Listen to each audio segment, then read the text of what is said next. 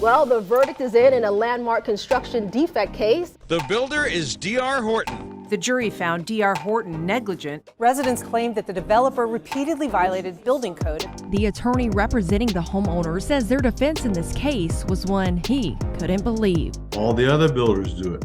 This is the new industry standard. They can do whatever they want to do. You tell me, is this a livable condition? This is a final walkthrough tomorrow. God, Hardy was in here. Always found one on the job. One homeowner says his neighbor's roofs are caving in. I'm scared it may be a sinkhole. We knew then for a fact there was something wrong. Warren Buffett's favorite home builder is D.R. Horton. He likes them because they make money. The more houses we build, the faster we can build them, the lower price we can sell them. They're literally throwing these homes together. D.R. Horton just offers a cheap home. And I will fight from this neighborhood to the next neighborhood. Do not buy a D.R. Horton home.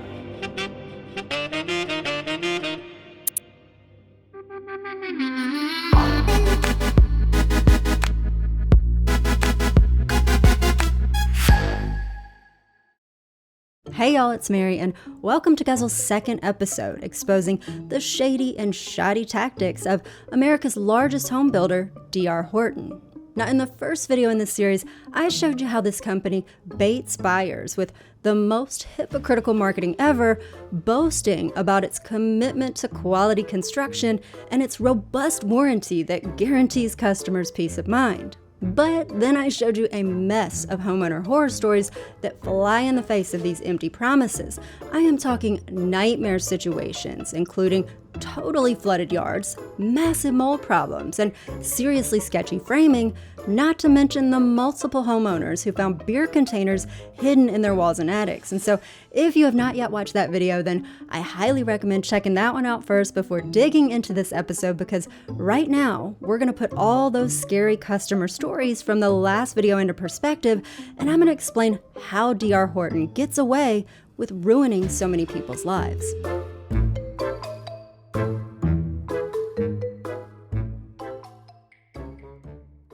It is legitimately terrifying that construction crews, who are trusted to ensure the safety of actual dwellings that families are going to live in, are drinking on the job. I mean, how could the top-selling builder in the country have so little supervision of its build sites that alcohol containers are a common sight? Well, according to folks who say they've worked for D.R. Horton, it's because the company prioritizes hiring the lowest price labor possible. A former site superintendent at D.R. Horton wrote, "Management favors certain contractors over others, especially the ones that meet the low bid criteria and production commands, frequently hiring contractors that are not knowledgeable of their trade." Supervisors who've worked for D.R. Horton say that on top of struggling to manage unskilled crews, the company saddled them with crazy workloads and unreasonable deadlines while failing to give them the guidance or resources they needed.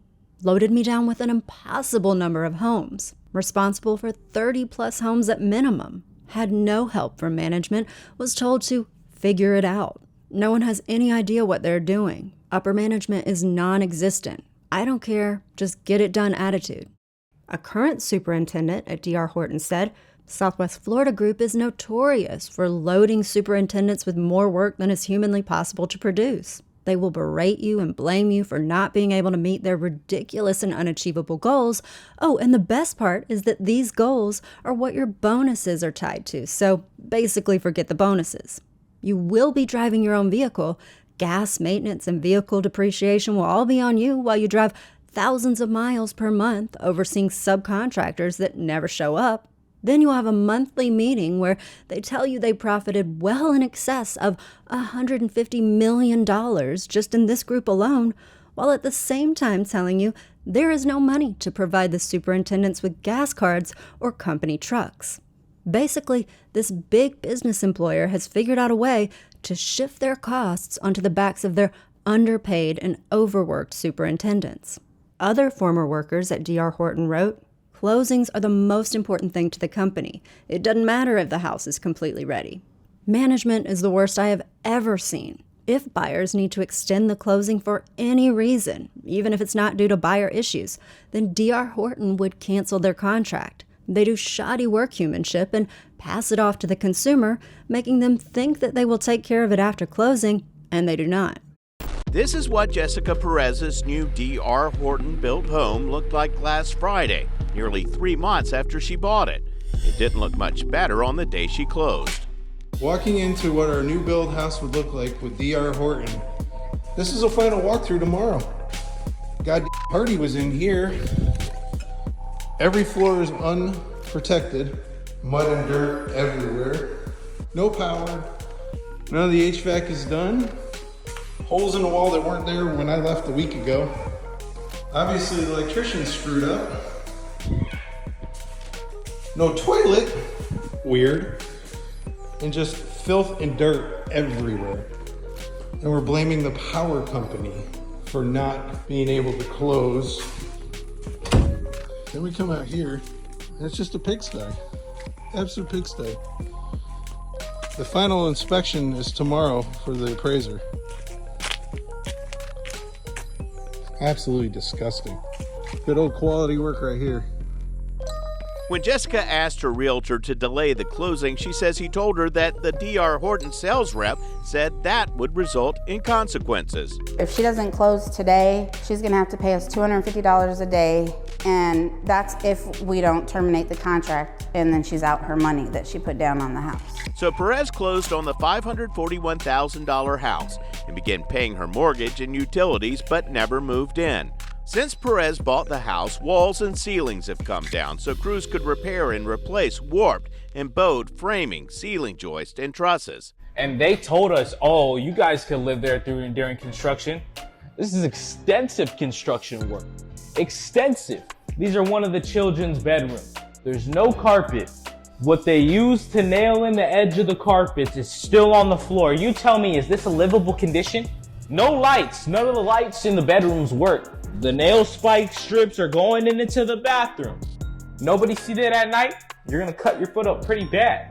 This house should have never closed in this condition. For months, 6 people in her household have lived in a small apartment. The back of my car is completely full of everything that my family owns. We went to headquarters and they're telling us that they will not be willing to reimburse us or even give us some money so we can go find another place to live because they messed up.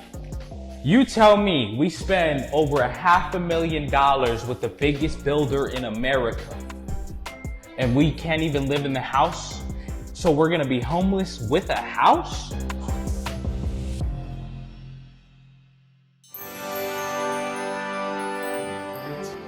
A better life for you and your family is just a few clicks away. D.R. Horton, America's builder. Building the American dream. Perez moved from Denver so her father, a disabled veteran who recently suffered a stroke, could be closer to his brother. When we first purchased the house, we had asked them to put in a stand-up shower because we have a disabled veteran. They said no. We were okay with that. We have money set aside for it. But because they made us move out, pay mortgage, as well as pay rent, we don't have the money for that. What does it take to become America's builder? It takes a special combination of the American spirit, the American way, and the American will to succeed. I would just like to say, for the biggest builder in America, for how they would treat a disabled veteran, you can see where their morals lie at, and you can also see how they truly feel about their customers at the end of the day. They were lovey-dovey, before they got that money. Once the bank gave them their money, it's like they didn't know me anymore. More and more homeowners with unresolved problems come to realize, often when it's too late, that the contract they sign keeps them from suing the home builder. Most contracts with big home builders say that if you have a problem with your home and you and the builder disagree about it, you can't sue the builder in public court, but instead you are required to go through a secret process with a private judge called an arbitrator. Arbitration is a one-sided affair that helps D.R. Horton and only D.R. Horton. The reason this needs to be at a courthouse is so that we get to really learn the truth. We want the public to know their houses are in fact defective. Besides the fact that arbitration is done in secret, the arbitrators, or the private judges, get paid for every case that they handle. So their survival relies on getting hired for multiple arbitration cases. And who do you think is going to hire them more frequently? The homeowner or the home builder? This reality is why this attorney says that arbitrators who come down too hard on builders are unlikely to be booked for future cases. They're not going to get repeat business. And that's what is at play here then? Yes. That can create an uneven playing field for consumers. Corporations can wait them out, they can bleed them financially. They have lawyers, they can just sit there and just send little letters to you saying no, no, no, and it doesn't cost them a thing. They use the expense of the process and the time delay, and they use it as a weapon. They think that they can draw this out until we have no more funds and we just go away.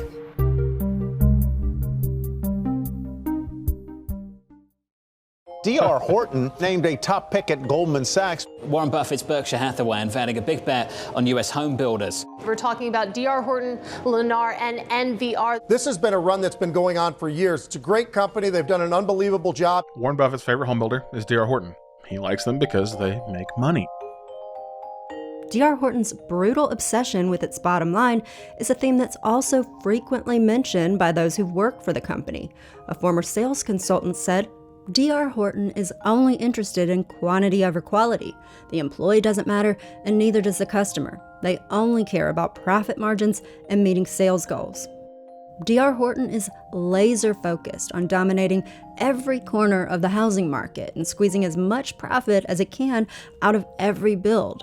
That means keeping its cost as low as it can, including what it pays for warranty claims and construction defects. That could explain why it often passes the buck for those problems onto the smaller businesses that it hires. D.R. Horton requires its subcontractors to have liability insurance to cover the cost of dealing with claims for warranty issues and defective construction. Except when they don't require that insurance because they want to score a deal on labor. D.R. Horton writes, in some states where the company believes it is too difficult or expensive for its subcontractors to obtain general liability insurance, the company has waived its normal insurance requirements to obtain lower costs from subcontractors. Which sounds like a terrible idea, but don't worry, because in these cases, D.R. Horton then pays for an insurance policy itself. The problem is that liability insurance ain't cheap. Plus, the more claims that get filed, the more the insurance is going to cost the next year. And so D.R. Horton does not want a lot of warranty claims. It is not in their financial best interest to run out and make repairs whenever every homeowner calls with a complaint. Warranty and construction defects cost the company hundreds of millions of dollars. Every year, the company sets aside lots of money to deal with the many consumers who say it did them wrong. And D.R. Horton says the fact that so many people are suing it at any given time is just part of its ordinary course of business. So when the company settled a case that accused its execs of immoral, unethical, oppressive, and unscrupulous tactics, that was just part of their everyday business operations. Nothing to see here, folks. And look, I know that every business faces liability issues, especially one as large as D.R. Horton, but based on everything we've seen so far, it certainly seems like the company's accountants have run the numbers and determined it's cheaper for D.R. Horton to pay to fight off lawsuits than to build homes right in the first place and treat its customers with integrity. 220 homeowners in this subdivision, Rose Hill, are now being awarded a total of over $20 million. Justin Lucy, the attorney representing the homeowners, says D.R. Horton has earned billions of dollars per year building what he calls defective homes. He says their defense in this case was one he couldn't believe. One of their main defenses in this case was that everybody does it. All the other builders do it. This is the new industry standard. Violating the building code is a new industry standard. When I heard that the first time, I was just shocked. I couldn't imagine America's #1 builder advocating a factual defense that this is how everybody does it. That might explain why, according to this real estate agent, several sales reps who used to work at D.R. Horton say this is why they left the company. The reps told him, yeah, man, I made a ton of money. We would sell 10, 15, 20 homes a month. but the culture was draining, and it played out in how people were cared for and how homeowners were cared for. And the culture that we worked in was incredibly toxic.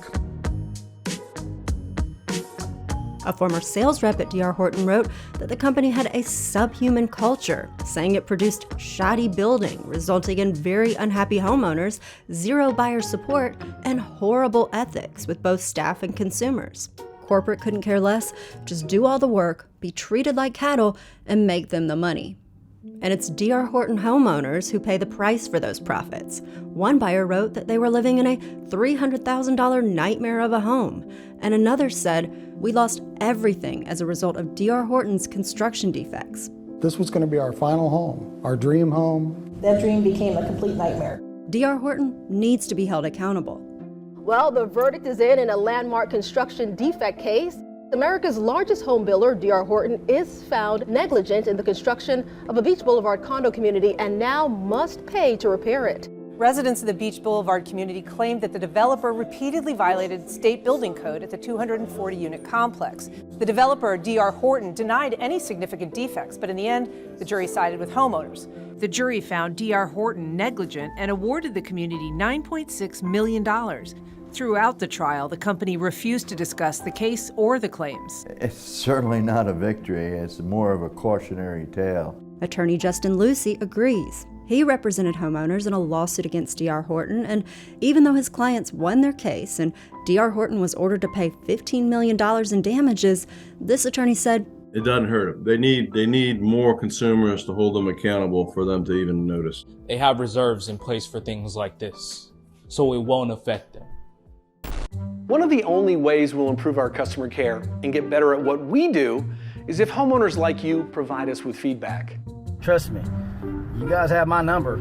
This is your home. You've invested a lot in it, and so have we. You're going to receive an email from us asking about your experience buying your home and your opinion of your home's quality. Please take time to fill out these surveys.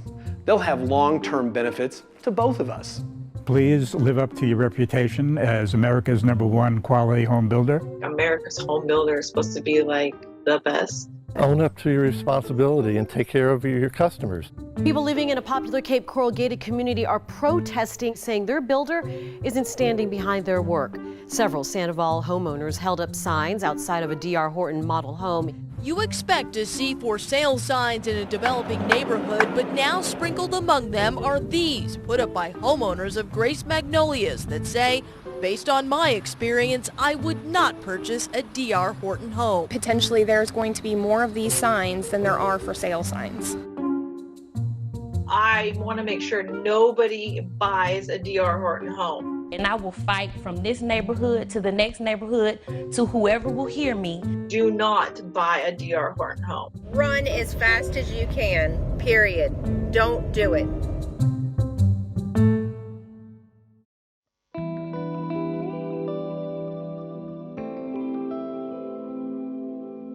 Where the corners were cut wasn't the cosmetic finishes that people can see, but it's the bones of the buildings, the stuff that gets hidden until it falls apart. The most important thing if you're considering buying a brand new home, I would say make sure you still do a home inspection. This is a mistake that my mother and I made when we bought new condominiums in the same complex. At the time, both the builder and our realtor told us, you don't need an inspection because these units are brand new and they've just been looked over by the county.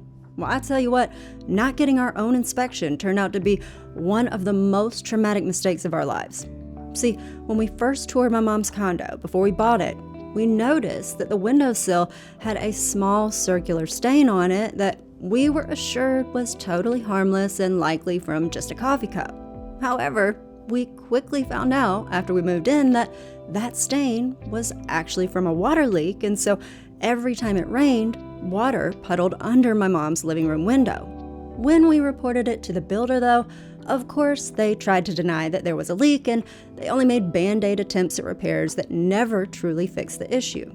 My favorite part, though, was that they even told other homeowners that we were lying about the leak and that my mom was just some sad, lonely old woman who wanted attention and that our lies were going to make everybody else's regime fees go up. Long story short, eventually my mom had to get an attorney to force the condo developer to take real action, and there was a mess of repairs. They ended up rebuilding the exterior wall of her third floor unit and reinstalling the window. And the wall, when I tell you, it had so much toxic black mold covering the boards, and that explained why my mom and I had been sick for weeks. Now, I actually have footage of this whole ordeal, but I'm sorry I am not showing it to y'all because honestly, this experience was such a nightmare dealing with the amount of gaslighting by this builder that I can't even bear the thought of looking back at the footage. But the reason I'm telling you this story is because I want to point out that even though my mom and I bought brand new construction, this serious leak in her unit was missed by county inspectors. So how did that happen? Well, when it comes to condos, inspectors in many places don't even need to see your specific unit to certify that your building is approved for occupancy. They just need to view a certain number of similar units that may not have the same big issues that yours does. In other places, county officials may never set foot inside a house before green-lighting it as safe for residents. In Florida, home builders are allowed to hire private provider inspectors who they pay directly instead of using inspectors employed by the city or county building departments. They can do whatever they want to do. For example, this inspection company, hired by a Florida builder, was sued for allegedly conspiring with the builder to sign off on unsafe work that violated building codes. Under Florida law, counties can audit private inspectors, but the county has not conducted a single audit. So the lesson here is, no matter what type of property you're buying, get an independent inspection. Find your own inspector and hire them yourself. And even if you're using a real estate agent, don't use the inspector they recommend, because oftentimes an agent's preferred inspector knows that the agent is not going to give them repeat business if they point out major problems with your home and you end up canceling the sale because of that, and the agent loses their commission as a result. So don't use their referral, hire your own inspector, and ideally make it somebody who's located a little outside the town that you're buying in so that they're less likely to have loyalties to local agents that conflict with your interests. Now, speaking of your best interests, I want to wrap up this video with a theme that I often end these Guzzle episodes with. Just because a company is top ranked in sales or profits does not mean that it's number one in treating its customers right. D.R. Horton might say on its website that it has defined its success by the satisfaction of the families that buy its homes, but that is not the same story it tells when it's talking to industry insiders. Its CEO told Builder Magazine that we define winning at D.R. Horton as becoming number one in every market. And clearly he ain't talking about being number one in customer satisfaction, because D.R. Horton ain't even close to winning in that arena. And yet its founder, Donald R. Horton, recently said his business is achieving unprecedented success. And when we look at the data, that success is measured in sales volume and market dominance, stats that make the industry fawn at D.R. Horton's feet as the god of the home building sector.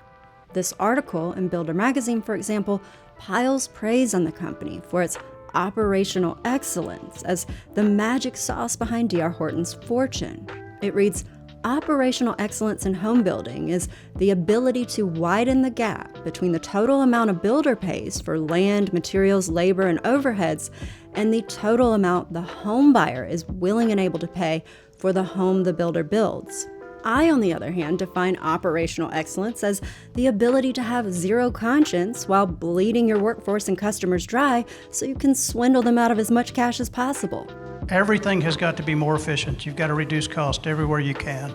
He said, if we drive a simpler and simpler labor process, we can figure out how to do each home with fewer and fewer hours of labor. Our goal is to take a market rate lot and put value on it disproportionate to its cost. Now, plenty of D.R. Horton's homebuyers would say that the company has reached this goal by selling them a home that's worth far less than they paid for it. Customer complaints like that, though, didn't make the cut of this puffy piece in Builder Magazine that swooned over D.R. Horton and called it best of class on so many levels. The author of this piece was so busy simping for America's largest home builder that he couldn't manage to interview a single one of its buyers for this article. He also made no mention of the company's many lawsuits with home buyers. He didn't talk about the myriad of labor issues and safety violations it's faced. And he forgot to include the overwhelming amount of negative reviews that dominate major feedback sites. Now, I will say that in its defense, D.R. Horton has argued that, of course, it has more negative reviews than any other builder because it sells far more homes than any other builder. But I also think that argument falls flat because, look, Chick-fil-A sells more chicken sandwiches than anybody else, but it has much better rating averages because it gets many more positive customer reviews. But ultimately, customer satisfaction is not the yardstick that D.R. Horton cares most about, despite its claims to the contrary on its website. And while we might hope that a company taking this position would not excel in the marketplace, because we're in a housing market where barely anybody is selling their house, D.R. Horton has the advantage of selling its products to a desperate base of customers starving to find a home. We are underhoused in the United States. We do not have enough single-family homes to even come close to satiating the demand. New homes, the type that D.R. Horton builds, should do exceptionally well. That's especially true because D.R. Horton offers aggressive incentives to bag home buyers as customers. For example, it will pay your lender an upfront fee to score you a lower interest rate, which will give you a lower monthly mortgage payment. How are you able to do that when you've got higher costs for land, labor, materials, because inflation is hitting the builders just like everybody else? Are you still able to give those buyers financial incentives? The more houses we build, the faster we can build them, the lower price we can sell them. D.R. Horton's lower prices and lower interest rates make its homes seem like a bargain compared to other houses on the market, especially for first-time homebuyers who often struggle to find the cash to afford a home in the first place. That helps explain why more than half of the company's sales come from folks buying their first home, according to the company's CEO. D.R. Horton has tailored many of its housing offerings to target people buying their first home on a tight budget, a strategy that some investors have called foolish because they didn't think it would be profitable. And they were all wrong, were they not? And I want to know, how did you do it? There is a formula where you can compress margin, accelerate your sales and closings, and even though you make less money per house, you return a higher and higher percentage on the capital you have invested.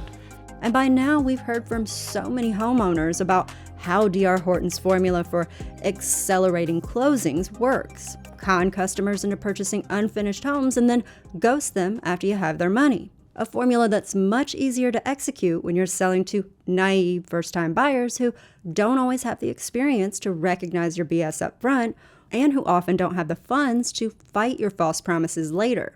And while D.R. Horton focuses on returning a higher and higher percentage on the capital it invests, its buyers are too often left with a dismal return on the money they've sunk into their biggest investment. People often make the mistake of looking for the best price when really they should be focusing on the best value, and D.R. Horton just offers a cheap home. We built a home that, unless we sink a lot of money in it, it's not going to be here in 5 years. Don't waste your money, because in the long run, it will be a waste of money. So if you're looking for a new home, choose your builder carefully. Look past the slick sales incentives and shiny finishes in the model home. Check out reviews from past buyers. Be sure to read your contract carefully and don't be afraid to change any terms that aren't fair. Hire your own inspector to protect your interests and don't ever close on a home unless it's everything the builder promised to deliver to you. All right, y'all, that's all from me for this episode, but I would love to hear from you on this topic.